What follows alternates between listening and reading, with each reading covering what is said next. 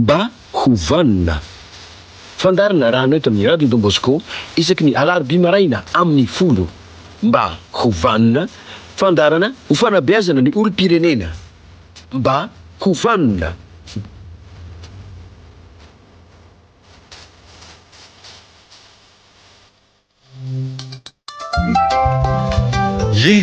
Fatafaraka amintsika rehetra indray arany izao maraina ny alarobia zao fatafaraka aminareo zay satria fotoana fanomezantsika ity fotoana ity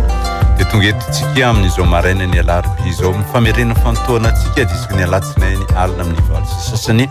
ary ny fotoanatsika zay mandeha izao de mandeha mivantana any amin'ny Facebook any raha manaraka ny Facebook ianao amin'izao fotoana izao ny fandarana mba hovanina de mandeha mivantana ny fandarantsika manasa antsika rehetra mba hanaraka izany amin'ny Facebook any de mirary sosiny tsara ho antsika rehetra ihany koa anatin'ity orairay zay irahana ity toy ny mahazatra antsika ary nanomboka tamin'ny alarobia lasa teo dia mitsara roa ny fandarantsika ny tapany voalohany dia anaovana famelabelara-kevitra ary ny tapany faharoa kosa dia andraisana ny SMS avy any aminareo io SMS avy any aminareo dia hovakina aminareo rehefa avy eo fa zalohantsika dia anatin'ny famelabelara-kevitra tanteraka ny teknisiana miaraka amintsika dia eo iandry dia ny kirikirany sary dia dadisinambinina ny anatanteraka kosa ny famelabelara-kevitra dia tonazatra antsika hatrany ny ray aman-dreny ny mpanabe ny général Désiré Philippe raha makavelo mba hovanintsika rehetra mba hovanintsika rehetra dia miaraba manokana anao Andriamatoa Flavien Rakotoarson ao ny Andriamatoa Iandry Dadia ry Andriamatoa Nambinina mikirakirany lafiny teknika dia mba hovanintsika rehetra manaraka ny fandaharana zay sorana manokana antsika mihitsy amin'ny fahasotoana manaraka an'ity fandarana ity fa zava-dehibe ho antsika tsirairay avy ho anisa tokantrano ho an'ny fiarahamonina na ho an'ny firenena koa raha amin'izao vanim-potoana zay lalovantsika izao ary matoa miezaka mihitsy zay Andriamatoa Flavien manao an'ity fandarana ity sy ireo teknisiana miaraka aminay dia satria fantatra fa ilaitsika ny fampahery fa fotoanan'ny fampahery zany zao fotoanany ataontsika hoe fifanomezan-tanana fotoana azo lazaina hoe tena zava-dehibe fotoana manokana fa manokana tena anovan'ny fiainam-pirenetsika anovan'ny fiarahamonina anovan'ny fifandraisana amin'ny lafiny maro samihafa mihitsy ary zany tena azo lazaina mahazava-dehibe azy ya da tsika re manahoana indray ny hevitra hoentintsika amin'izao maraina zao le izy zany mariziko foana ty ampiandohana fa hoe tsy afaka misaraka mihitsy le hoe tambazotra ny fiainam-pirenena sy ny tambazotra ny fiainam-tokantrano zay efa ataontsika mianaka eto foana isaky ny manao an'ity fandarana ity ny antony dia tena hoe atsapahantsika fa tena mifandray ary zao vanim-potoana zay lalovantsika izao dia tena atsapahantsika an'izany hoe tsy afaka misaraka tokoa zany hoe fiaina-tokantrano sy ny ataontsika hoe fiainam-pirenena ary zay ny tena mazava-dehibe azy anisan'ny nasitsika resaka Andriamatoa Flavien ny tranga misy eto amin'ny firenetsika sy manerana zao tontolo zao mihitsy dia amin'ity resaka hoe fiboana ity tsy mivoaka ny trano ty eto amintsika rehetra fa manerana zao tontolo zao mihitsy ary amin'izay lafin'izay amin'ny hoe fiboana zay dia tena samy manana ny fijeriny na tsika samy malagasy samy manana ny fomba fijerintsika ny zareo any ampitan-dranomasina manana ny fijeriny ary ny tsirairay tsy azo ifanomezantsiny misy eto dia tsy miteny mihitsy samy manana ny fijeriny satria tena hoe samy hafa mihitsy ny ainana azy natoloka hatrany tsirairay ary indrindra tsika efa miteny foana eto hoe tsy voatery hitovy fijery ingy ny hevitra samy hafa no ahitana ataontsika hoe ny hevitra ny maro ny mahatakadavitra hoe ny fitenin-drazantsika samy hafa koa ny mampanankarena fa samy hafa zay mihitsy efa samy hafana mampanankarena mihitsy eto indraindray ohatra ny ilay mpanahy any Andriamatoa Flavien iteny rehefa mijeny miaino ny na mijery ny fahitalavitra ny aniainao manjery dia olona tena hoe tsy mitovy hevitra mihitsy za dia tsy mba manometsiny na iza mihitsy tsy natao fotoana fanamijatsiny zao satria indraindray mety misy ilana azy ihany le ny filazana ny lesoka sy ny tsy mety sy tsy mandeha zavatra tena ny ary reny raisiko fanampiana tena hoe fanampiana fifanomezan-tanana indraindray manko tsika tonga dia ohatra ny alay mpanady indraindray ny andreo ve tsy fanampianana foana ny ataony tsy ny lafy ratsiny foana ve no hitany dia ny ery amin'ny ilana indray dia tsy ny anasoaso foana tsy tompoko tena ilana mihitsy ary anisany ataoko hoe mampateza fitondram-panjakana na ataoko hoe fitondrana ao amina firenena anankiray dia ny hevitra tsy mitovy ary tena hoe tena mifanampy sy mifameno. Zay tena azo lazaina mihitsy ary tena ilaina mihitsy zay zavatra izay. Ka eto amin'izay le hoe tsy mitovy fijery izay dia zao anisan'ny zavatra raha jeriny lafiny anankiray fotsiny hoe tena tsy mitovy fijery mihitsy. Tena tsy tsika malagasy eny fa any ampitan-drano tena menomenina mihitsy amin'ity fiboana trano ity. Ny any moa tsy dia mahagaga loatra satria izao hoe tery le appartement ohatra le trano ipetrahana. Tena misavoritaka mihitsy ny fiainan'le sady olona efa tsy zatra ny arany aina hoe nanomboka maraina mandraparivo ny andro ny tontolo alina dia tena lasa miteraka ataontsika hoe fahasarana-tsaina mba tsy tenenako hoe ina moa ny ilazaiko an'izany faharerahan-tsaina mihitsy. Sinon zao mitombo ny olona misara-panambadiana vokatry fiobioana. Ka le izy any ndre matofo lavianty izao foana ary zay indrindra ny tena tokony hitandremana ary mahatonga antsika mihitsy hoe tena andaontsika ifanometanana ifamporisika sy ifampahery satria ny antony dia izao foana lazaiko raha vao tonga ianao amin'le fahakiviana dia ny fahakiviana mitonga fahasarana-tsaina ary ny fahasarana-tsaina hoe tena mitohy foana mitondra amin'ny famoza-po ary ny famoza-po mitondra any amin'ny famonotena. Zay ny tena mampatahotra amin'ity zavatra ity. Io zao le aretina le valana aretina mipetraka mazava loatra fa ny zavatra mety tranga mampatahotra dia zay le fahakiviana zay le faharerahan-tsaina zay mitondra n'izay le tetsika hoe any amin'ny famoza-po ary ny famoza-po mitondra amin'ny famonotena. Tena zava-doza. Ka ny eo amin'le famoza-po koa ny tena zava-doza aminy dia hoe zay mitranga andrangah dia mitranga. Ohatrany hoe tsy manana saina tsony ny heritreritra hoe inona ny mety inona ny tsy mety ary eo ny tena mampatahotra. Eo ny tena nisy mampatahotra mahatonga hoe aleo ry fanampy andao ry fampahery andao hoe ary fampivavaka andao amin'ny lafiny tsara-piainana andao andrasana azy. Fa tena mahita ny zavatra io zao satsika hoe mitohy indray le fiboana ao an-trano satria le valana aretina mbola eo dia efa misy efa tena kely foana dia ahoana zany ranga dia ahoana zany dia marina loatra tokoa. Za tena milaza aminareo tena hoe sarotra zao tena diavintsika zao tsy azo ifanomezan-tsiny mihitsy amin'izay fanapahan-kevitra raisiny tsirairay. Tena tsy azo ifanomezan-tsiny mihitsy fa zao ny zava-dehibe dia zao hoe tsy maintsy mifampirisika isika. Tsy maintsy tena ataoko hoe tsy maintsy misy satria hitanao zao zavatra andresantsika teto talohany ity tamin'ny herinandro ndre matofo laviany dia tena hoe ny zavatra tsapasika marina fa ady le izy ary tena ady satria nataontsika hoe fahavalo tsy hita-maso fa misoka mangina fotsiny dia tena hoe tena miteraka fisavotana dia efa ny fanamaritana ny any atao hoe famandritako ny atao hoe ady dia raha vao miteraka fisavotana na eo anivon'ny tokantrano fisavotana eo amin'ny fiarahamonina fisavotana sy fahampitehana na lafin'ny toe-karena na lafin'ny fiarahamonina na lafin'ny ara-pahasalamana amin'ny lafim-piainana rehetra dia izay ny atao hoe ady io izy io tena iainy antsika mihitsy amin'izay lavin'izay ka rehefa ady zany ao anatin'ny ady tsy maintsy miray saina marina ho afa nyteny ateo hoe samy manana ny fijeriny fa andao atao fijerina samy manana ny fijeriny fijery mifameno zay lesaka tokony arenina ny madilana tetenina tsy misy tonga lafatra eto ambonin'ny tany samy miezaka daholo tianao zavatra tsara fa nitanjotsika dia hoe ahoana ny andresentsika zany hoe eto ny fandresena tiako teninina ty am-boalohany dia ny anananao herin-tsaina hiatrehanao ny zavatra misy amin'izao fotoana izao zay fananana herin-tsaina zay tena zava-dehibe mihitsy araky ny lazaiko teo raha voakivy inge ianao raha voakivy ianao dia tonga any amin'ny famoza-po tonga any amin'ny famonotena tsy zany mihitsy zao ny tadiavina nefa matiny aretina raha efa tsy fetiny ka dia ianao ve ndray andeha hamonotena noho ny fahakiviana sy ny faharerahan-tsaina zay ny tena antony tena hoe mbola hanaovantsika ny tony fandarany tony tena vanim-potoana mihitsy ifamporosihina ifanomezana hevitra tsara ka tsika teto dia efa niteny foana hoe raiso amin'ny lafiny tsara le lafiny tsara dia zao foana tenentsika tena isory Andriamanitra za miteny zany mety tsy mitovy hevitra amiko ianao zay manaraka ny fandarana zao hoe misaotra an'Andriamanitra fa maninona ny isotra an'Andriamanitra satria ny tena isorako an'Andriamanitra dia hoe tena manerana n'izao tontolo zao mihitsy ny tean'Andriamanitra iova ny rafitra zay apetraka ao na rafitra ara-politika io na rafitra ara-piarahamonina io na rafitra ataontsika hoe amin'ny rafitra rehetra lafin'ny fampianarana lafin'ny fahasalamam-bahoaka lafiny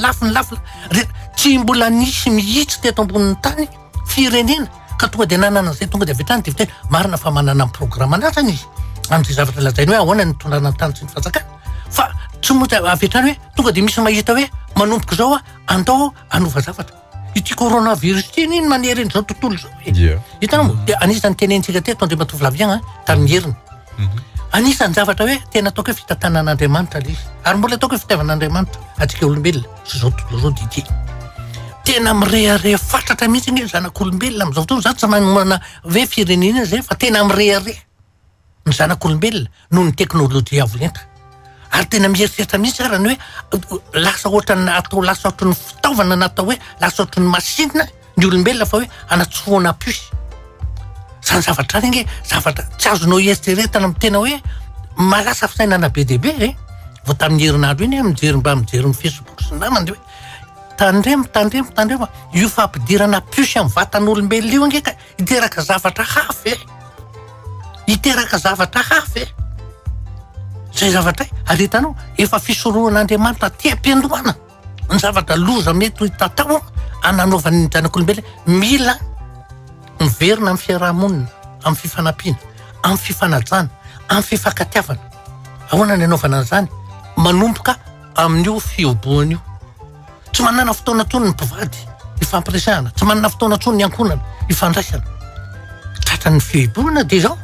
zay marina fa misy lafiny le hoe lasa miteraka lonilony, lasa tsy fankazahoana betsaka ny lasa mparam-paravadiana ny ankizy any ampitan-dranomasina moa dia mitombo andro manalina ny ankizy miantso vonjy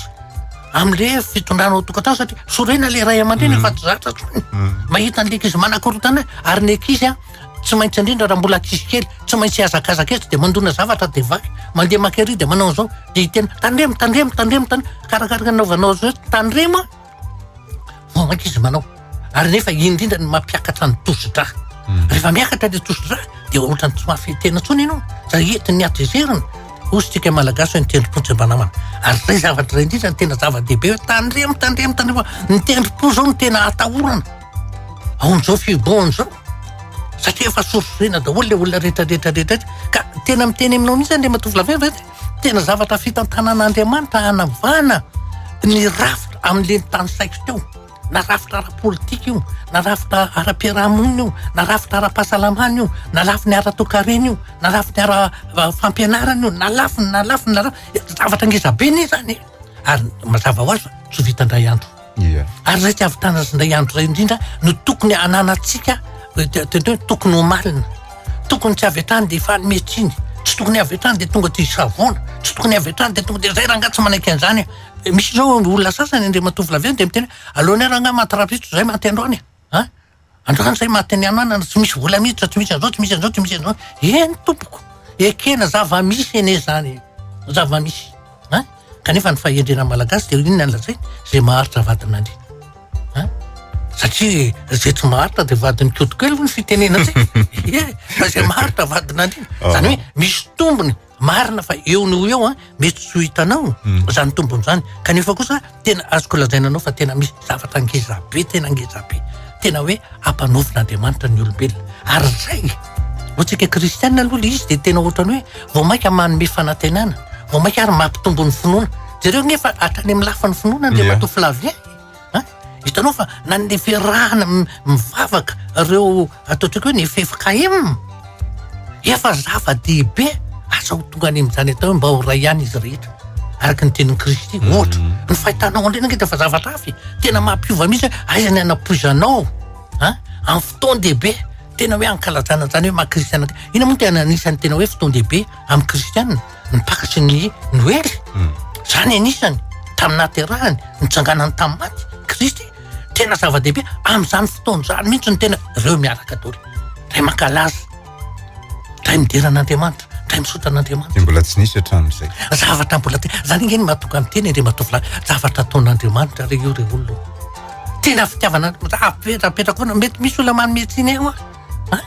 fa ny ahako aloha ny iainako azy losy fitiavan'Andriamanitra io fa tena tsy misy an'izany zao tsika raha ohatra hoe tenin'ny firenentsika fotsiny Andriamatoa Flavian eto Madagasikara anisan'ny zavatra zany dia anisan'ny mpiteny izany atso za rehefa maro ny olona miteny izany ary io tsy ny hoe noho izaha fa tena efa hoe raha fiarahamonina malagasy zay napetraka ireo razana teo aloha ary natambokatra na tonga indrindrena-ponimerina ny teny hoe tsy adidiko zasy am'rerika adidiko zasy ianareo ny fanjakana ray aman-dreny ny vahoaka ary ny vahoaka ray aman-dreny ny fanjakana. Ny antony nde averina kely ny azahoantsika tsara an'izay. Ny fanjakana no mandrindra sy mandamina ny fiainan'ny vahoaka, fa ny vahoaka ny miaso sy mamelo azy. Zay ny maha ray aman-dreny azy, no mandrindra sy mandamina ray aman-dreny, ary mamelona sy miaro ray aman-dreny. Ny vahoaka no mandrindra sy no miaso sy maninty sy mamelona, fa ny fanjakana mandrindra io iainantsika io zao. Zany zao de tena mipetraka mihitsy hoe fanjakana ray aman-dreny, fa vahoaka ray aman-dreny. Am'izao fotoana zao de tsy tokony ho adinontsika zany. Zay fa endrenandrenam-pony merin'izay, zay hoe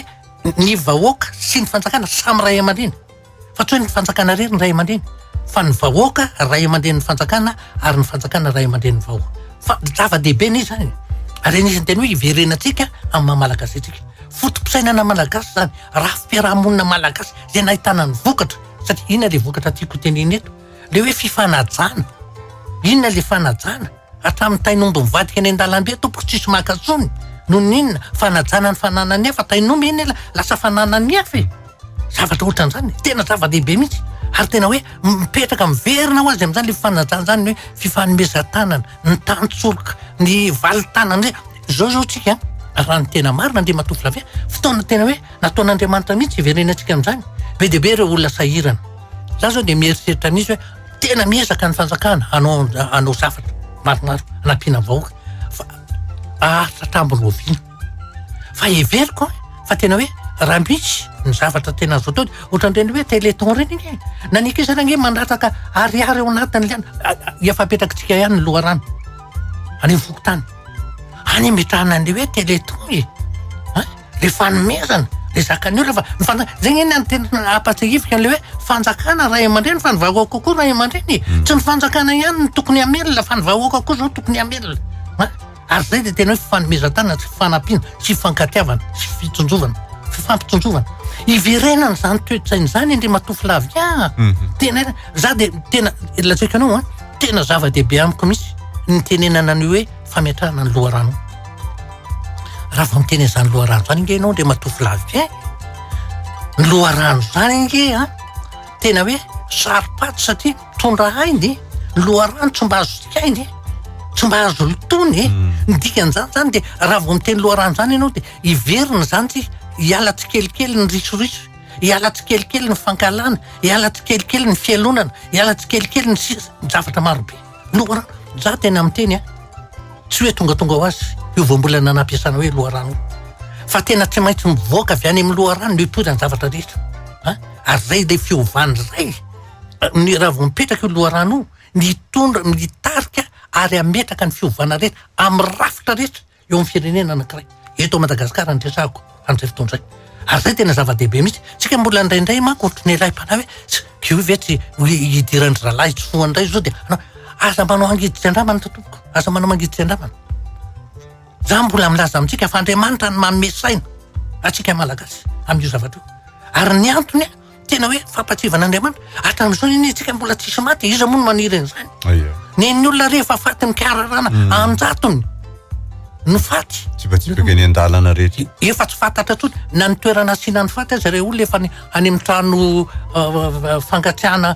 fitarizana entana sakafo ny fandefasana azy. Efa zao efa manao lavaka angeza-be anankiray anaovana ny andatsahana ny fandevenana. Zany rehetrarehetra zany. Nefitsika mbola jerevo le fitiavan'Andriamanitra ny malagasy. Mbola jerevo le fitiavan'Andriamanitra ny malagasy. Tena zava-dehibe mihitsy ary za ndre matofo lavia ohatra ny alaim-panahy mihitsy. Tena fitsonjovan'Andriamanitra atsika malagasy.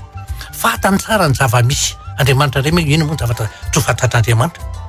Jereo tsara fa tsika malagasy nge zay ne zay hoe io ny fisainana moa sy ny fijery tsy mitovy fa za de lazaiko anao ndre matofo lavia fa za de anisany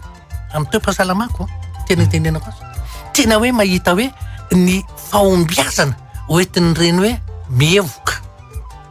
reny hoe huile essentielle, reny hoe zavatra nentim-paharazana. Fa zany hoe ny zavatra mampatahotra fotsiny manko indrindraindrindra ny mpitsabo de le hoe tambavy. Satria tsy fantatra mihitsy hoe atraiza ny fetrany liana satria tadidutera. Mifatrany fa io zava-boary rehetra nataon'Andriamanitra io mety hitondra fahasoavana ho anao. Zaho tokotany io zao misy ravina anankiray zay, tsy resaka coronavirus te fa hoe ny anaran'le zavamaniry de hoe satroka aza maratra. Io le satroka aza maratra io rehefa misy maratra tokoa de tsy hoe ratra be hoe raha miboboka fa misy hoe voadidiny atsa zany lasa ianao maka ravina anankiray de potsipotserinao de iny le ranon'le ravina iny ataonao am'le maratra de mikatona tompoko ifereo ary tsy misy olatra. Ny biby ny tena mampiasa an'io, ny gidro, io satroka aza maratra io. Zavatra ohatran'izany inge. Raha iteny zao ianao hoe rehefa maratra de aza mandeha any amin'ny dokotera aza asiana alcool ataony fa satroka aza maratra de iteny daholo ny mpitsabo rehetra mitonatona zany manaonao foana idiran'ny microbe manao an'izao manao an'izao. Tompoko, ny sinoany no anisany tena mampiasa ny tantoisika hoe ny zavaboary ny raviny e. Raha mandeha any amin'ny pharmacie ny sinoa anao de ohatra fotsiny hoe eo ankilany eo le boka lafian'ny ravina, karazana ravina fitsaboana ara-voajanahary. De amin'ilany eo ny fanafody isan-karazany. Tsika ohatra ny matahotra an'izany iny tena latsaka zao maheno zao miteny hoe ny filoham-pirenena hoe eto Madagasikara misy karazana hazo, karazana zava-maniry mety masitrana ny coronavirus. Ino moa no mampatahotra tsika miteny an'izany? Eto amintsika range efa misy ny ravina karazany raviny zava-maniry masitrana sida re olona, masitrana sida. Fa saingy zao tsy atao tsindrona izy ireny, tsy atao vaksiny izy ireny, tsy atao comprimé izy ireny, tsy atao sirop izy ireny de tsisy dikany zany ohatry ny manam-pahaizany sy ny olona hoe nandrato fahalalana. Teto tsy mbola niteneniko teto fa teneniko fa anio mba anambafisako an'izay zavatra lazaiko zao ataon'ny olona miteniteny foana ahako. Nisy fotoana aza mba efa naheno ny anarany le atao hoe zaranainy, tsika mialatsiny manonona anarana. Io tovolahy io satria tsy mbola antitra an'izy izy de anisany hoe mahasitrana olona vony sida. Nampisy raisa be teto Antananarivo mihitsy izy io. Fa izao nisy fotoana ray mandeha de tsy fantatro mihitsy moa fa raha ny tena marina zahako tsy de malala loatra an'io olo io fa nisy fotoana nifakaitanay tonga tany an-trano izy de niresaka zay mianaka. De rehefa niresaka zay mianaka de nisy fotoana ny angaviany aho mba anatrika fivoriana any an-tranony. De tonga tany an-tranony. Fa tao amin'le fivoriana tany an-tranony io nisy ny solitenan'ny ordre des médecins ary ordre des pharmaciens no lafitry ny mpitsabo amin'ny andanitry ny pharmacie sy ny mpitsabo. De tao amin'ny fotoana io nisy afrikanina mpivady tonga teto Madagasikara olona vony sida. Fa nandritry ny fitotoana hono zareo nitsabo tena kanefa de tonga teo le rangahy le raha matotsy teo fa le rangahy nandeha teo nijoro vavilambela teo. Zao tsara nataony tadidiko tsara ny zavatra zaho ozy de milaza aminareo fitotoana ozy izy tsabonay mivady tena tany amin'ny tany mandroso. De milaza aminareo aho ozy fa ny zavatra teneniko aminareo voalohany akoatra ny fangirifirina sy ny fijaliana ny endako de miverina amin'ny loko mainty amin'ny maha-afrikanina. Taloha ozy volombato lalaka gris fa tsy mainty ohatro zao. Ary ny vadiko de fenifery indrindra ny tena fijaliana indrindra de tao anaty vavany nisy fery zao tsisy tono noho ny fitsaboana za tsy ilaza hoe nataloha ny fitsaboana le nataony kazaranaina fa tsy de za ozy de milaza aminareo ary tena misaotra azy mihitsy hoe mampiasa anareo ho lavitry ny mpitsabo tongetso ny olona mpanao fanafody fa tena zava-dehibe raha tsy ilainareo to Madagasikara latsaka anareo fa enareo ny olona firenena samy azonareo indrindra hoe ny olona vony sida ozy karaha misy milaza hoe nisy fitsaboana de fomba nanaovana le fitsaboana ohatra ny ataontsika hoe médecine nataon'ny sinoa ohatra fotsiny amin'ny alalan'ny zava-maniry. Lazaiko anareo fa ianareo malagasy ny olona ho sambatra sy ho mpanan-karena indrindra eto ambonin'ny tany fa iazakazaka temina ary ny olona rehetra de hanampy anareo daholo na ara-pitaovana na inona fa ny Madagasikara hony misy mahasitrana sida. Zao ny tsy maheno tena zany zaranainy zany tsony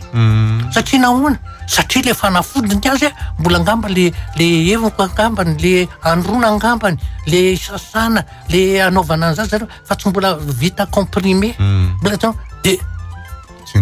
tsisy naheno tsony zay zarany. Zao ndreo zao tsika mahita hoe mety ary tsy mety fa manana fanantenana mihitsy asitrana nyty areto mandoza hoe coronavirus ty eto Madagasikara noho ny zava-maniry misy eto Madagasikara.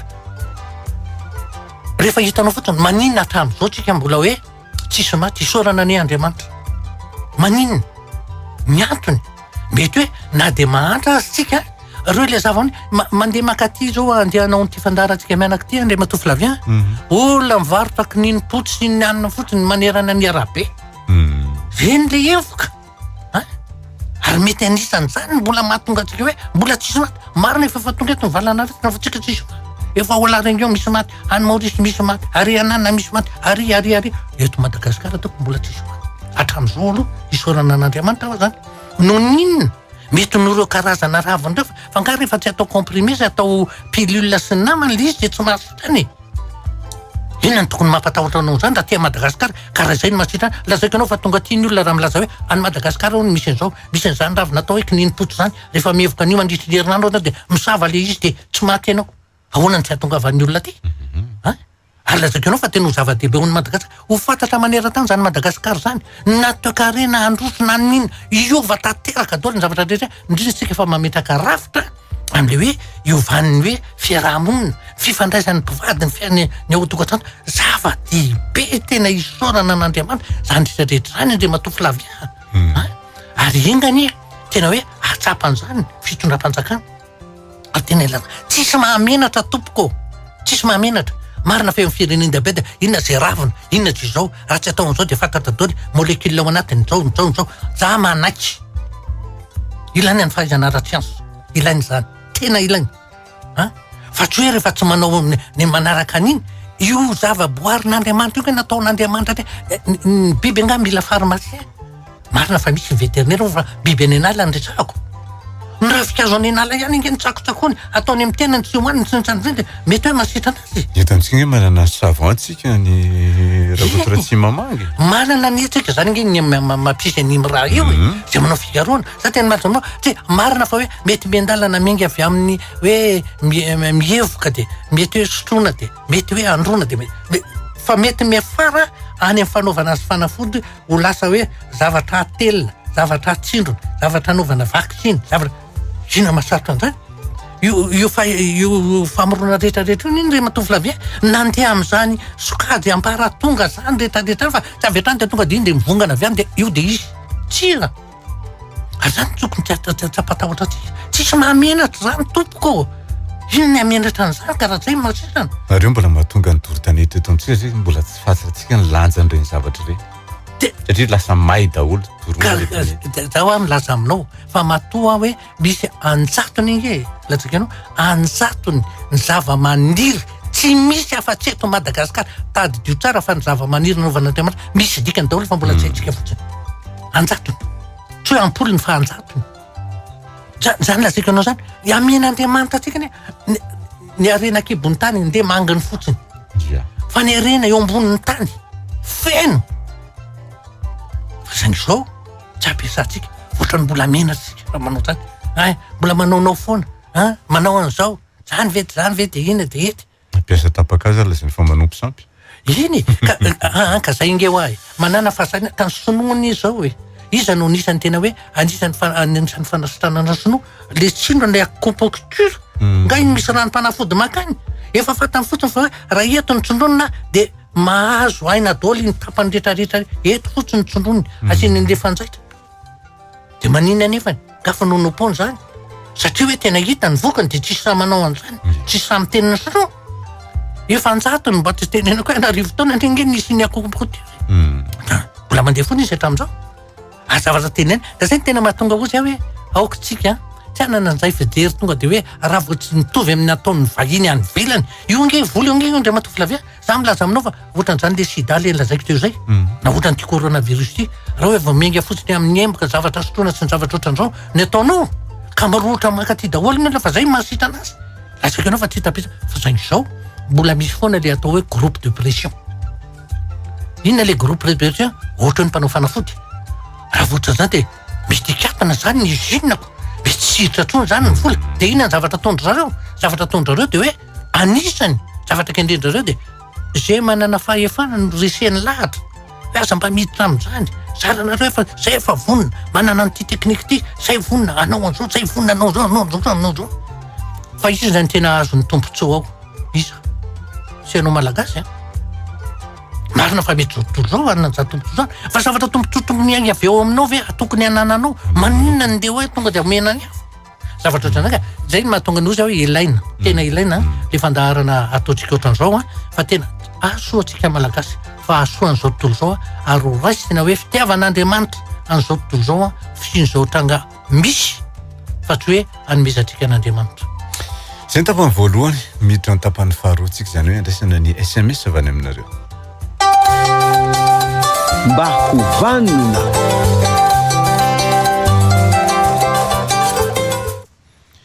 Eny ovakina ny SMS avy any aminareo toy izao mifivakan'ny SMS tonga voalohany ampatsevina ihany tsika rehetra mandeha any amin'ny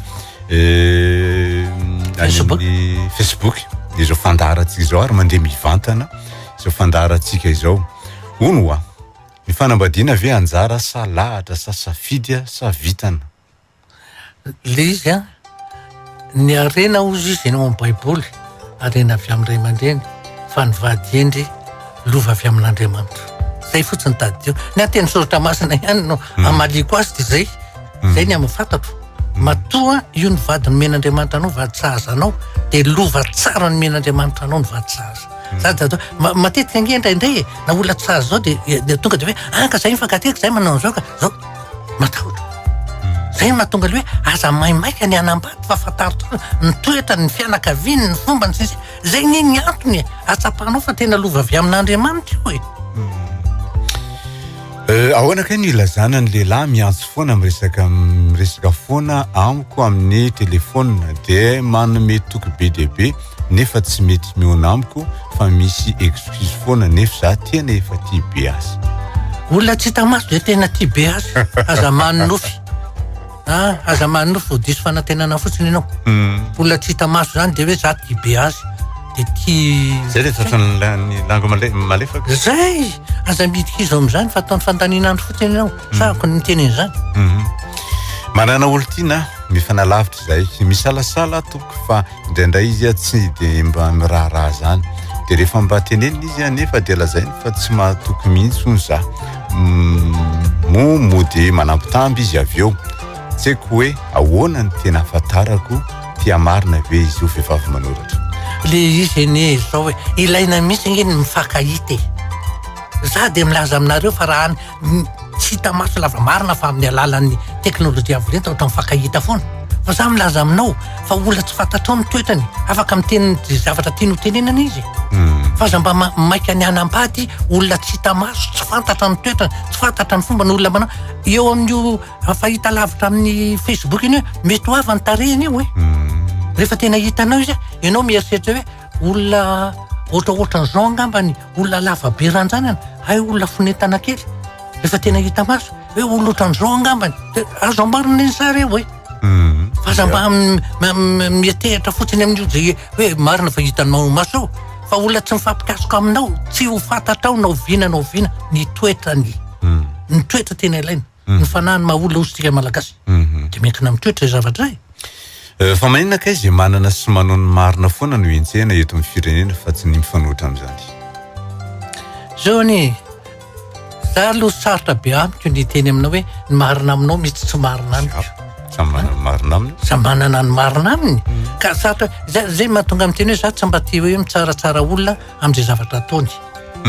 Oka ny zavatra tranga hoe ateraky ny zavatra ataony iny no mitsara azy. Satria raha nanao ratsy ianao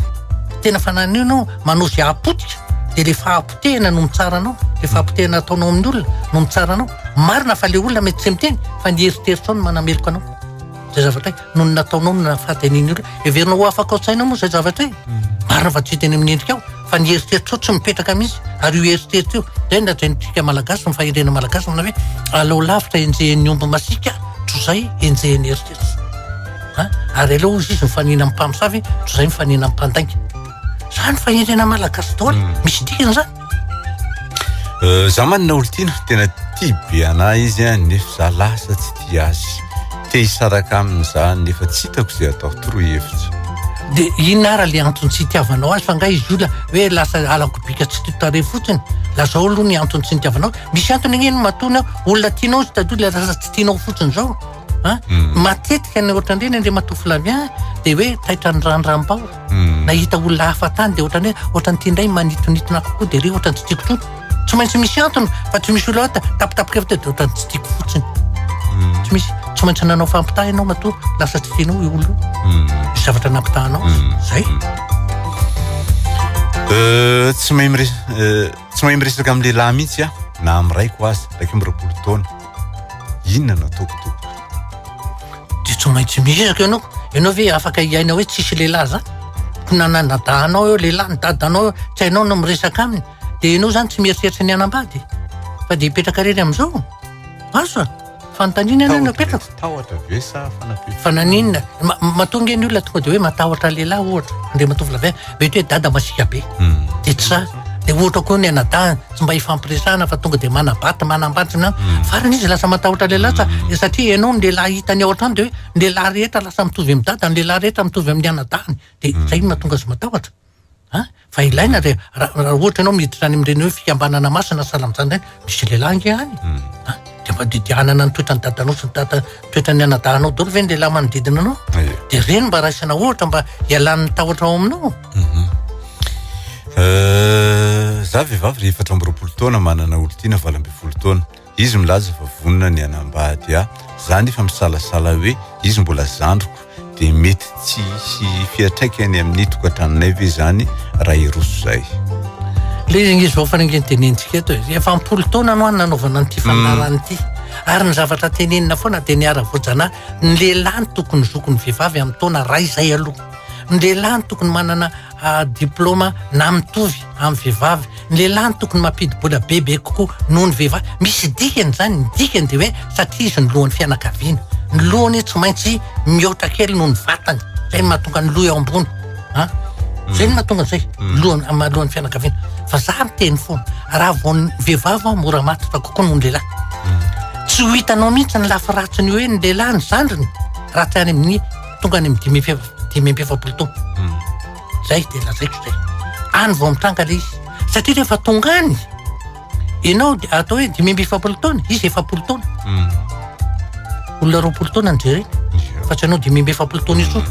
any eny vao mitranga le izy mandrapatonga ny 5 taona mbola mitovy fijeriny fa raha vao tonga eo anao inona ny tena antony de tsotra satria rehefa tonga eo 5 taona na mihoatra ny vehivavy tonga am'le fepitaona an'le hoe tsy miteraka intsony tatan'le ataony hoe ménopause tsy miteraka intsony de lasa tsy matoko tena intsony le vehivavy hoe za ve mbola mety anome fafinaretana ny vadiko mety mbola falifaly ny vadiko mety zao izy ihany mamorona any lesakana io zany malaronao tsy mbola afaka manome fahafaham-pony vadinao ianao amin'ny mahavadina ianao fa ny tahotra ao no mahatonga le izy de ina le tahotra mitseho ohatrany eo na le tahotra lasa sary-piaro raha vao mitodika mahita tovavy ny vadinao de mizay tsy mieritreritra nge ohatsika fanendrena malagasy ny teny hoe mijery ozy izy tsy mitondra mody maso mijery tsy mitondra mody zavatra ohatran'izany de tonga de avy etrany de sorena inandray zao nijererevanao ny tovavy iny fa nga manina fa inonao ndray zao iny hitanao ka le asa rotam-piaro no manimba an'le tokantrano satria anao lasa tsy matoko tena zay zavatra zay ny tena antony fa tsy hoe tonga de misy lehilahy hoe tonga de miova azy fa rehefa tiany hatrany ambolohana anao de misy tiany hatrany farany ao anakay ny tokony ho ataoko fa nivadiko tena manao teny maharary sy teny mandatsalatsa nefa dia vitako daholo ny didy rehetra tsy mety zany zay nge le efa tenentsika foana eto ndre matofy lavien ady amin'ny eritreritra aho anatina tambazotra miady amin'ny eritreritra zavatra teneniko foana de ity ny eritreritra voalohany tena hoe eritreritra fa tsy tsapany olona de ny teny maharary ary ny teny maharary io nge azo toriana fa tena mitovy lenta amin'ny dariko itso ny vono hoe azo toriana tompoko fa tsy hoe koa reo satria teny aya mba sendra teny lasalasa am'izao fotsiny iny ianao raha mamelaka tamaina amin'olona de lasalasa fotsiny am'izao na midariko azy amin'ny kobay de hoe lasalasa am'izao zavatra ohatran'izany za de milaza amintsika azo toriana mihitsy ny olona manao teny maharary midariko reny ary tena fanaovana tsinotsinona ny zon'olombelona tsy manana zo mihitsy ianao na de kely aza anambany olona anao teny maharary sy ny zavatra ohatran'izany zany mba afantarina ny zavatra mba afantariko koa ny zo atsika fa matetika manko andre matofy laviany de zao foany raha vao manao an'izay ka raha mitory an'le vady hoe ka raha lasa ny eponja izy raha lasa ny eponja izy ko nataony natonga azy nakango fa le olona eo daholo ny misakana de mety hotsesitra mitsy ny zanako de mety de dotra ireto ary ny azo fijalianao hita mo teniniko fantatrao tsara fa azo fijaliana no entinao amin'io vadinao manambany manao teny marary lava aminao nefa de zakainao le izy de tsaiko de io moa de ty amin'ny nareo zay mitondra entana mavesatra de meo ao sy kristy za anamaivana anareo ka hoe teo amin'ny kristy ary ny azo ny fijalianao de izy anamaivana anao Vehivavy 5 taona manoratra miaraka amin'ny lehilahy 5 taona samy mbola mpianatra. Za tsy mba mahatsapa mihitsy hoe tia azy. Izy nefa tia za. Nisy fotoana izay miady dia ozy za hoe andao isika hisaraka. Niteny tamiko izy nefa fa hamono tena raha misaraka izay dia natahotra za miaraka ihany izay. Zay ne le tena tsy mety. Ny fitiavana andaniny roa fa tsy andaniny ila fotsiny. Fifankatiavana. Zay tadidio. Tsy misy an'izany fitiavana mandeha ily zany. Fa rehefa tia dia samy tia. Fa rehefa tsy tia dia samy tsy tia. Rehefa miala dia samy miala. Fa tsy hoe hamono tena izy dia iny tokoa fa dia tonga dia hiparade teo anao. Manana olona za generaly renim-pianakaviana 30 taona tsy vita telefônina nefa ny fanazavana ny zava-misy momba ny tokantrano ateto Oliary. Afaka miantso milala ny telefônina ianao rehefa amin'ny torakandro any. Eny, zay efa teniniko ny olona nge noho ny mbola fisiny ty fiboany ty dia za tsy mandray olona. Fa kosa dia miteny amin'ny olona hoe raha manana olana nareo dia atsoy ahako amin'ny laharana zay omenanareo fa mamaly anareo ahako araka izay azoko atao. Fa zao nametraka laharana telefônina anankiroa aho ambany. Ny antony dia tsotra. Satria betsaka le olona miantso. Dia raha voalava loatra le antsonao amin'le anankiray ka maneno le telefônina anankiray dia apetrako ny anao. Rehefa hitako averitsika zay rehefa avy eo. Zay. Ya. Tena nahitako lesona sitrangam-piainana maro ny fanarahako ny fandarana ary nahafahako manabe ny zanako. Betsaka mihitsy ireo teny lazainao no hitako fa marina tsy azo lavana. Ohatra omeko ny zanako ny fandarana mba hovanina mankasitraka anareo fa mahafinaritra. Tsotra toko. Inona natao raha te olombanina? Maha olombanina zao mankony andao azavana kely hoe inona ny atao hoe vanina fahavanonana. Mitondra vokatra tsara. Ary rehefa mitondra vokatra tsara dia mitondra fiainana, mitondra fahavelomana. Zay zany. Ka raha te olombanina ianao dia tsy ahita an'izay vokatra tsara zany raha tsy olona mandray andraikitra, tompona andraikitra. Tsy maintsy mahatsara. Ny olona tompona andraikitra foana manko ny tenenintsika eto hoe olona hoe mihatsara ny fiainana, mandroso ny velatra fa izay fandrosoana sy fivelarana izay hita eo amin'ny tokantrano, eo amin'ny vady aman-janany, eo amin'ny manodidina azy. Zay mandraisa andraikitra hitondra fahatsaram-piainana eo amin'ny manodidina anao dia hitanao ny vokany. Satria mitondra fiainana ianao. Tsy mitondra fahafatesana ianao. Ny olona tsy tompona andraikitra mantsiny le hoe tsisy fandrosoana, tsisy fivelarana dia mitondra fahalovana sy fahafatesana. Zay le izy. Vehivavy 30 taona. Efa nifankatia 2 taona zay. Nilaza izy fa hivavaka amin'ny fiangonana zandriny ka tsy mety amin'ny intsony ny finoko. Dia tena nisarahany za lasa marary fo. Aza marary fo amin'izany fa tsy eto tany ihany eny fiainana ry olona fa mbola misy ny any akoatra. Zany hoe ny any an-danitra tena maty atoka mihitsy ianao raha nieto fotsiny jerevinao velao izy andehako inona ny olana dia amboary fotsiny ny sainao sy ny fonao dia eritrereto le hoe rehefa tia ny finoana rahako na resy lahatra tazono ny finoanao. Tsaranao ary izy tsy nany. Zay indrindra mantsiny. Aza mbo manano zany fa rehefa tia ny finoana hoe atsarovanao sy ahafantaranao fa tena hoe misy zany Andriamanitra zany, misy zany Jesosy zany, misy zany fanahy masina zany, io tazoniny. Zay. Tany mafy zay tsara. Zay. Ao na tompoko no mba fepetra tokony ho raisina sy ataon'ny fanjakana amin'ireto fomba fitafy ataon'ny tovavy ankehitriny fa tena mamofady mihitsy tovolahy manoratra. Io ane le fijery tsy mitovy. Fitiavana soranjanjina hoy ny malagasy iny. Mety ianao tsy tia andreny fa izy tia andreniko. Dia olona rehetrarehetra ty ve dia tenena za dia hiverina any amin'ny didy zato na ohatrany tamin'ny androny mahotsy tonga tamin'ny Chine. Tsy maintsy manao an'ilay akanjo mangamanga daholo nalana vavy. Le ohatrany combinaison le ataony hoe bleu de chauffe. Nalana vavy tamin'ny révolution culturelle tany Chine. Tsy maintsy io daholo ny anaovana. Zay ve ny tadiavina. Dia aiza le fahalalahana. Io nge tsisy afa amin'ilay olona mijery fahita lavitra eny andriam-patovolahy fa le sary mamoafady ireny ka ianao no tia hijery an'io ka misy maniry an'io hijery sary mamoafady. Vonohy fotsiny ny télé dia mijery fa zavatra hafa na avadio fotsiny ny chaîne dia zavatra hafa jerena fa io anao tsy afaka mihitsy hoe zay tianao ihany tsy maintsy atao. Rehefa tsy tatanao ny mijery ny fitafin'ny zatovavy na ny zatovolahy dia asa jerena fotsiny indrindra lalanao zorana. Zay. Ahoana tompoko no mba fepetra ay. Ny vadiko miasa miala ny tanindrazana dia manao vavy izy hoe za tsy hijanona ty mandra-pahafatiko nefa raha ody dia tsy hay hoe inona no asa atao nefa tongany nefa izay roa tsy misy vola angonina no manana an'izany hoe anangom-bola fa ody dia hiasa tena tsisy inona marina ny hevitry vadiko io tsy manana tanjona mazava tsara ny vadinao ko inona indray rehefa manana tanjona mazava tsara ange ianao Andriamatoa Flavien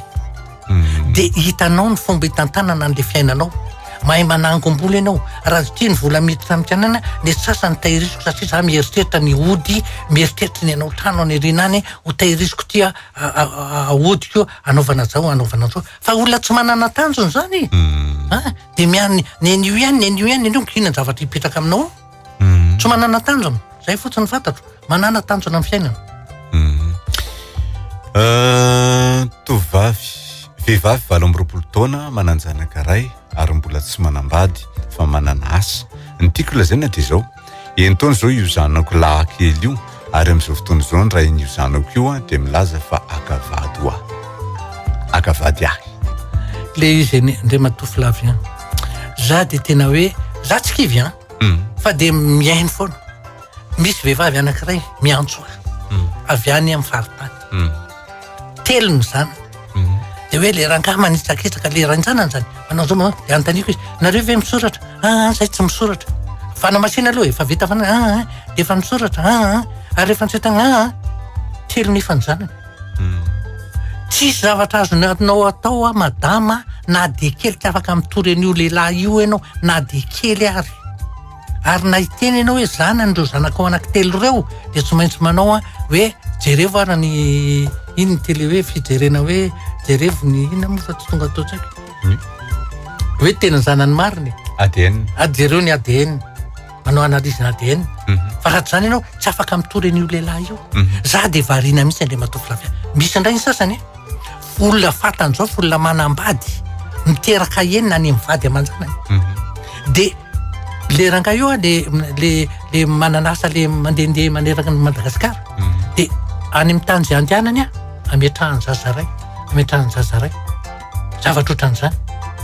kina ny azonao ataon'izany dia avy eo dia le olona nametrahany zaza ray tena za nefa tena ty azy dia rehefa tonga ty manko izy dia tsy mety fa tsy maintsy ty amiko mivatana dia mbola miterahandray fanondrony ahitanao azy zany mihitsy ny ataoko dia miterahandray fanondrony fantatrao tsara fa olona manambady enina ny zanany amin'ny vadiny dia anao mety miteraka aminy avy andray fantatrao tsara fa izy tsy mipetraka eo fa lasa indray izy mandeha amin'ny faritany hafa izy milaza mana fa tsy manana vady kely fa vady fahatelo indray izy miterahandray ary tsaka vady anao mihitsy io naoviana zany hoe terahany fotsiny anao dia apetrany fa za koa ndraindray lasa nieritreritra mihitsy amin'le toesany tsaika satao koa manana olo teny dia izy tena tia nefa za tsapako hoe tsy tia azy za tompoko mahatsapa hoe rehefa tiako le olona dia tsy tia anahy na izy tena tia dia tsy tiako inona kay no mahatonga an'izany dia asa efa mba naheno nyty teny ty ve ianao raha totipato izy aza manody fa raha totipity manodiafa kizinako tsy ny ataonao ihany ny ataon'ny olona aminao misy olona tianao dia tsy tianao dia rehefa avy eo anao mba tia olona dia tsy tiany zay ihany ka tsy zava-tsarotra ange zany fahendrena malagasy ny mipetraka foany ny totipato no aza manody ozy fa ny totipity manodiava io ataonao io izy io ina ny gaga aminao manao olona ianao tsy malala hoe tsy mety ny ataoko no ataon'olona ianao vazay nefa kikiky tara ve tompoko raha 30 taona mbola tsy manambady lehilahy sa vehivavy aloha dia tsy fantatra aniko ange tsy misy an'izany tary zany Andriamatoa Flavien ny tena le maimahy arany any tena mampatahotra vetivety dia rava olona mbola tsy maty raha olona tsy mifankalala tsara mbola tsy mifankalala fomba tsy mifankalala finoana dia lasa zay mifankaty dia avy eo dia rotona dia rava le tokatrano amin'io nefa fa maintsy zazaray zay neny le tsy mety zay le tsy mety za tompoko manana olo tiana dia saro-piaro be amiko izy tena tia avy izy tovavy raika 20 taona manoratra za eto mifantarantsika eto Andriamatoa Flavien dia efa miteny ny olona tiana tsy mba mahasaro-piaro zany ny antony satria nanao fitokisana ary raha ohatra ka mipetraka ao sainao hoe matoa zany tianyty vehivavy tiana za tianyty lehilahy ty tokana matany aho eo aminy za mitenenao an'izany tokana matany za zao dia mahatsiaro hoe tokana matany aho mivadiko tsy manana fahasarotam-piarina ary soa ihany koa ny vadiko fa tena hoe tsara izy hoe tokana aminazy satria raha ny olona hoe mba te arakaka sary aminao jeneraly mba te lazaiko anao fa ngamba tsy azony aina natao ohatrany fa inona daholo ny vehivavy miaraka maka sary aminao reny mety alefa ny Facebook ny sary na kanefa ny fatany tsara fa za de tsisy vehivavy ahodina ny lohako satria vadiko ihany ny vadiko ary io ihany ny tiako zay de fa lazaiko ny olona foana fa na anao sary mataky n'inona ianao de resiko tokony ny anabaviko zay fa ianao heritreritra hoe ho tiako ohatry ny tiavako ny vadiko aza manatena zay de apetrako tsara mihitsy zay za tena milaza aminao Andriamanitra Flavien fa misy vehivavy anie tena miala tsiny amin'ny fitenenana tena trano koty lehilahy zao mihitsy tena sa de manangila zahay mihitsy ary zany efa de za tsy miteny ratsy endreny olo reny na ina fa de ohatrany miezako fotsiny tsy te hamasoko azy tsy te hoe anambany azy ahako fa de ampahafantarika azy mihitsy fa tsy misy saiko makany amin'ny mihitsy na de kely azy fa de zavatra hoe fifandraisana fifanajana mifandraisako aminao fa za kosa tsy hanidikiliky anao satria manao an'izao fa toko fantany tsara mihitsy fa tsy manana eritreritra mihitsy hoe ndray andro any ifankaty aminy ohatry ny tiavako ny vadiko tsy manana eritreritra an'izany tena misy vehivavy tena tiako nefa izy tsy mahatoky ahy mba toroy hevitra ka zao ngeo raha vao tsy mifampatoky de misy zavatra hoe zavatra hafahafa hitany eo amin'ny ataonao mety hoe mandangalangy anao na mety mamitapitaka na mametsifetsina zany iny mahatonga zany mahatonga nytiany fahendritsika malagasy any Andriamanitra Flavien ny aya tsy havanana ary io aya io no miteraka fahasarotam-piaro matoty vadiko ty tsy mody ratsy amin'ny ala ngamba misy lehilahy miaraka aminy any izany mirazanao fa misy lehilahy miaraka aminy any fa tsy ny asany nataratsy na hoe matity vadiko ty any foana de tsy namany zany ve de tsy mbahazo anana mihitsy fa de any alipody foana isan'andro zao io fa miteraka le aya tsy mahita maso fa de ny aya fotsiny tonga de vao miditra ao an-trano amizay de fa olona mimonjomonjo gaga ianao olona mbola reraka avy niasa io nanao zavatra aniny mba mieritreritra hoe mba tsikitsiky tambitamby falifaly no hitanao olona lava molotra olona tsy niteny farany ianao kivy zay ny izy mba azonareo zavaina avy azafady izany hoe ny vavy matoa sy ny lahy matoa tsy tokony vady dia ny vavy tokana sy ny lahy tokana koa ny anazavako azy manko de zao hoe tsy tokony ho vady fa azonao vadiana tsara fa defa mieritrereta ianao fa raha lahy matoa ny vadinao any misy azy ho tompona ndraiky sa sy ho tompona didy io rehefa tsotsony ray aman-dreny amin'ny zandrany zay aloha de tady dio zay ny lahy tokana indray ohatra de tsy tapaka tady-poitra amin'ny reniny io ka ny reniny tsy mahafoy azy de lasa ianao vinantony tsy tiany zay fotsiny ingely izy fa tsy misy zavatra hafa resaka didy sy fanehoam-pitiavana fotsiny le antony le onelanelany manko lehilahy matoa na le vavy matoa le voalohan-janaka manko iny hafa nandraisana de ny faralasa ny faravavy ko ohatran'izany tsy afa amizay le zazatoa raha mitovitovy ihany ane ny lahy tokana sy ny faralahy eo amin'ny reniny zay ny vadiko tompoko de tazomy zokoko vavy any aminy tsy avelany mody efa hoenimbolana zao zay vita soratra vita mariazy iny tompoko ny tokony ataoko iny ary mba hevitra zany zokonao vavy zany so de tsy anatina vavy andradiny lela mahalasa ny eritrery zatsy zany vadin-drandro zao ko fikirinao fotsiny ihany fa maninona tsy mety zany hitanao amin'ny mampiraitam-po tsy hainao mihitsy nde hitory an'io zokonao io tokantrano tsy ahaka voalohany indrindra ary na eo anatrehan'ny fianakaviana azy fa mba tokony le zokony mba heritreritra ny zoko zany inge ohatra ny ray aman-dreny le olona sanatry ny vavaladiny lela ve de isy reny mpianakaviana aka ifanadala amin'ny vinantolany na ray mpianakaviana ifanadala amin'ny vinanto vaviny zavadosany izy zany de tsy am'izany io zavatra io ny zoko ray aman-dreny ny fiteny azy ka raha ny zodanao vadin-jandronao misy fiteny vazivazy ataon'ny malagasy zay ny vadin-joky kilalaon-jandry ny jandro no manao kilalao zany hoe tsy tena ana fa afaka manadaladala manany ihany ny vadin-joky fa ny zoky amin'ny ray aman-dreny azy tsy anadaladala mihitsy ny vadin-jandry tsy misy miteny izany mihitsy ny vadin-jandry kilalaon-joky nefa nodison'ny mpahay te malagasy zay hoe tsy ny hoe vadin-joky kilalaon-jandry ny vadin-joky kilolohan-jandry adidin'le zandry zany vadin'le zokony satria efa lasa zokony ko maninona no adidiny vadiny ho adidin'le zandriko izy ny tokony manana didy am'le zandriko rehefa maty le ray tapo amin'izy zany a de lasa didiny io vadinjokony io zay le lasa hoe kiloloany zany eno fa ny tena marina azonao ny zoko zay mahatonga hoe zoko ray aman-dreny fa tsy misy zany ray aman-dreny zany mifahafantarako azy efitra monetsika ny ampiadina fa za tsy mahita mihitsy zany hoe zandriny zany ny zoko ray aman-dreny zay mifiteny fa tsy misy zandry ray aman-dreny marina fa misy zandry mandray andraikitra de raisiny fianakaviana tony loham-pianakaviana zay afandray zay am'izay fotoan'izay fa raha ny tena marina ny zoko ray aman-dreny tena hoe raha voatseo dada de lahy mato ny solony dada raha voatseo neny a vavy mato solony eny na zao ohatrandrofotony hoe vo niteraka azy kely ny renibenay zany hoe ny reninay de maty izy de ny zoko ny vavy matony na lehibe an'io reninay io vavy mato io zany de ohatran'io zany ny renibenay io le vavy mato satria io ny nandadiba azy io ny taiza azy zay ny mahatonga ny hoe rehefa tseotsony iny a vavy mato ny solony rehefa tseotsony ohatra za zao nanambady efa maty ny reniko de ny zoko vavy mato no mitantana makany am-piangonana satria ny solony reniko zay le izy za vehivavy 12 taona ny olo tiako a 12 taona tena tia anakany nefa izy mety ve ny elanela taona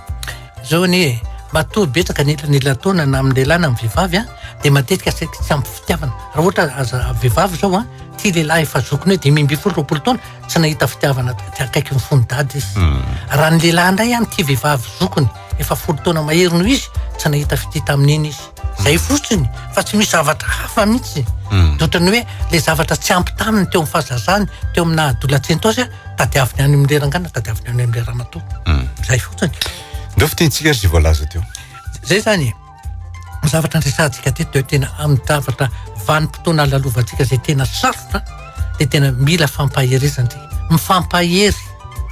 mifanampy mifankatia ary mifanampy amin'ny hevitra na atao hoe tsy mitovy aza fa hevitra mifanampy hitondra any amin'ny fahatsarana any amin'ny fandrosoana any amin'ny fiadanana sy ny sisa rehetra tena zava-dehibe loatra de araroto fa Andriamanitra ho a manome antsika an'izao vanim-potoana zao a ary isorantsika izy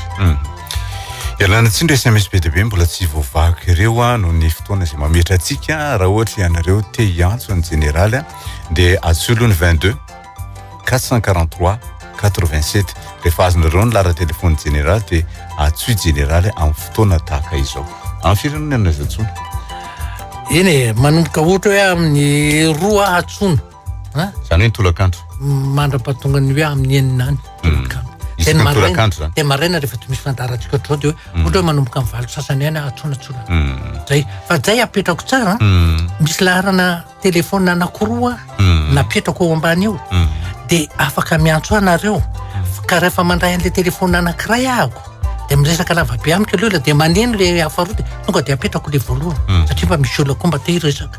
zay fotsiny fa tsy hoe fanaovako tsinitsinina anareo fa zay manko ny hoe rehefa mazava ny resaka tovady tsy mifamarafara hoe ny fitenenana ady ny efarany olona ty ifandray amin'ny alalan'ny telefona ka mety misy hevitra zany tonga de nitapahany fotsiny le telefona nefa mbola tsy vita le resaka ka de efa mampilaza raha voalava resaka ianao ka maneno raha ohatra moa tsy maneno le raha de miaino anao eo foana fa rehefa maneno de tapahako zay ny fandarantsika ary dia ny fandarantsika zany efa nandeha tamin'ny Facebook izy teo mivantana ny fandarana miverina isaky ny alatsina ny alina amin'ny valosy sasany a dia hitantsika any amin'ny YouTube ihany koa ny fandarantsika any amin'ny RTP live any amin'ny tolakandro anoany no anarahantsika an'izany a iandriny teo amin'ny lafiny teknika hitadisina ambinina teo amin'ny kirakirany sary a general Ramokavelo no nanao famelabelara-kevitra mametraka ny veloma manam-pena aminao tafa ho amin'ny herin'ny indray veloma tompoko dia manao veloma ihany koa andreo mpiara-miasa teto nisan'izany andre matovotra rerako darsona veloma tompoko mba hovanina fandarana rano eto amin'ny radio Don Bosco isaky ny alarobia maraina amin'ny 10 mba hovanina fandarana ho fanabeazana ny olom-pirenena mba hovanina